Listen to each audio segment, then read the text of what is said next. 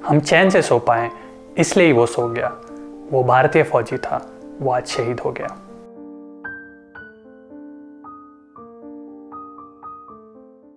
सन 1999 में पड़ोसी मुल्क पाकिस्तान ने धोखे से अपने सैनिकों को LOC पार कर भारत की सीमा के अंदर भेज दिया। पाकिस्तान का मकसद बस एक था, पहाड़ों के रास्ते अपने घुसपैठियों को भारत की सरहद के पार भेजना, वहां बने पोस्ट और बंकरों पर कब्जा करके कश्मीर और लद्दाख को जोड़ती हुई कड़ी को तोड़ना।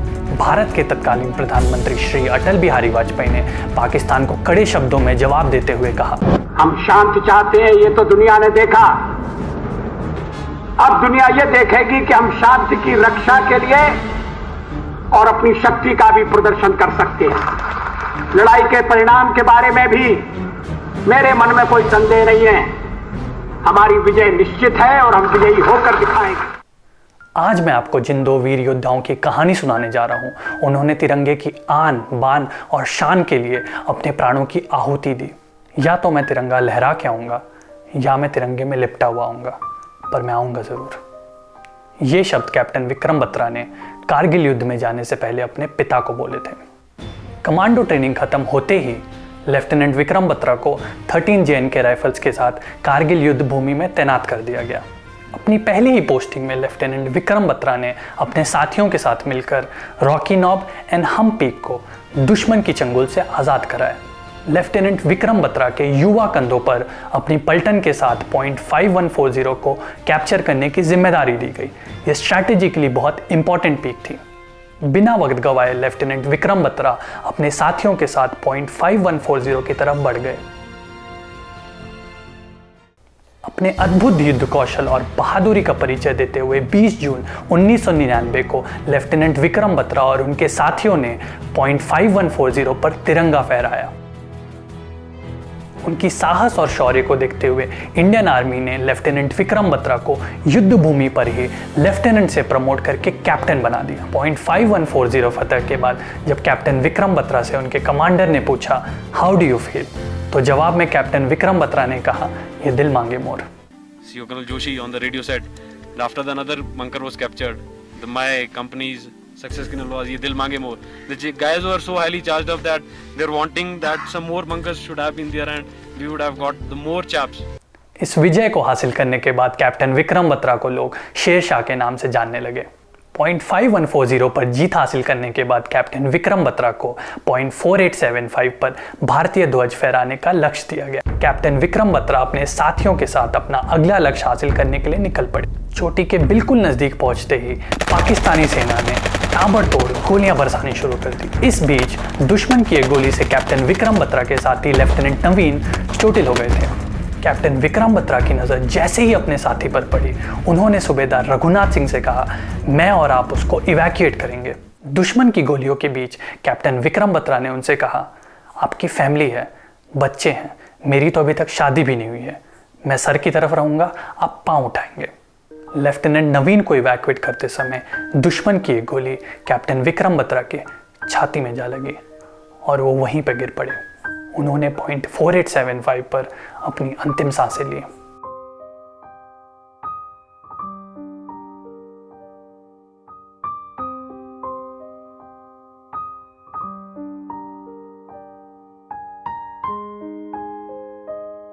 उनके साथियों ने पॉइंट 4875 पर तिरंगा फहराकर कैप्टन विक्रम बत्रा को श्रद्धांजलि दी।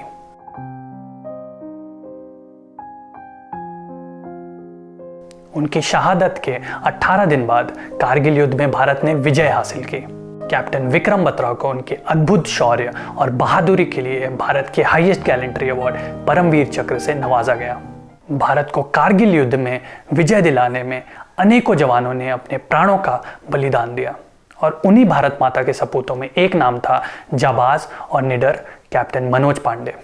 If death strikes before I prove my blood, I swear I will kill death. These were Captain Manoj Pandey's words. अब मैं आपको कैप्टन मनोज पांडे की अदम्य साहस और वीरता की कहानी सुनाता हूँ। कैप्टन मनोज पांडे 1/11 गोरखा राइफल्स के वीर जवान थे।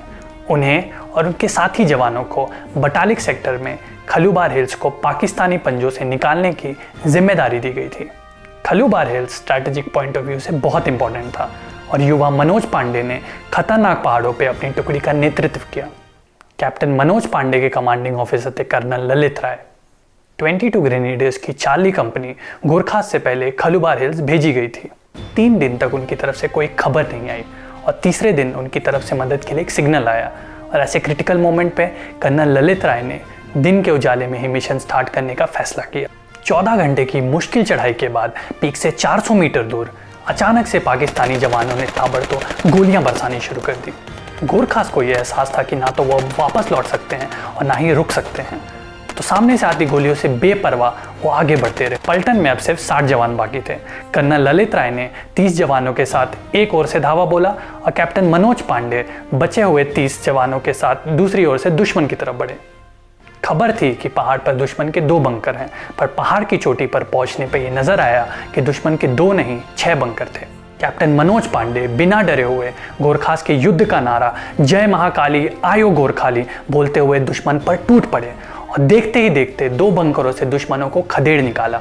इसके तुरंत बाद कैप्टन मनोज पांडे बिना रुके हुए तीसरी बंकर की तरफ बढ़े और दुश्मन से लड़ते हुए उनके कंधे और पैर में गोली लगी, पर घायल होने के बावजूद वो अगली बंकर की तरफ बढ़े। इस बीच कैप्टन मनोज पांडे के शरीर से लगातार खून बह रहा था, पर मानो उनके सर पर एक जुनून सा सवार था और उन्होंने ग्रेनेड फेंककर चौथे बंकर को भी तबाह कर दिया। पर इस बीच दुश्मन की 3 गोलियां कैप्टन मनोज पांडे के सर में जा लगी, जिसके बाद भारत के वीर योद्धा कैप्टन मनोज पांडे वीर गति को प्राप्त हो गए। अपनी आखिरी सांसें गिन रहे कैप्टन मनोज पांडे ने जाते जाते अपने साथियों को कहा, ना छोड़नो, don't leave them. SSB interview के समय जब कैप्टन मनोज पांडे से पूछा गया कि वो इंडियन आर्मी क्यों ज्वाइन करना चाहते हैं, तो इसके जवाब में कैप्टन मनोज पांडे ने बोला कि वो इंडियन आर्मी ज्वाइन करके परमवीर चक्र जीतना चाहते हैं। और ऐसा हुआ भी।